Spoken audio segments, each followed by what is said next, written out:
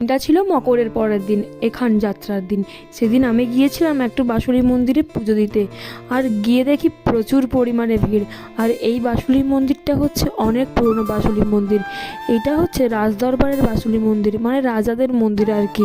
এখানে আগে মানে মল্লভূমের যে রাজারা তারা থাকতেন।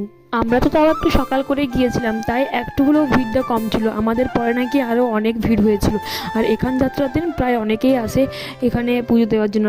পুজো দেওয়ার পর রাজাদের রাজবাড়ি দেখার জন্য গিয়েছিলাম, সেগুলো আর কিছুই নেই, সব ভেঙে ছুঁড়ে নষ্ট হয়ে গেছে। আর এগুলোর সঙ্গে আমি অনেক আগের থেকেই পরিচিত, কারণ আমার দাদু ছিল এখানকার পুরোহিত, রাজপুরোহিত। আমার দাদু এখন নেই, তো আমার দাদুর পরিবর্তে আমার মাসির শ্বশুর মানে আরেক দাদু সে এখন পুজো করে। কম বেশি সকলে এই মন্দিরটাকে চেনো। তো আমরা সন্ধ্যাবেলায় গিয়েছিলাম একটু রেস্টুরেন্ট দিকে, তো সেখানে গিয়ে একটু কফি খেয়েছিলাম, তারপরে খেয়েছিলাম ভেজ বিরিয়ানি। আর ভেজ বিরিয়ানিটা ছিল খুব টেস্টি, তোমরা আমার মুখের রিয়াকশন দেখে নিশ্চয়ই বুঝতে পারছো। তারপর নিয়ে নিয়েছিলাম আরেক প্লেট চাউমিন। আমরা হাঙ্গর নাকি, তোমরা ওটাই তো ভাবছো।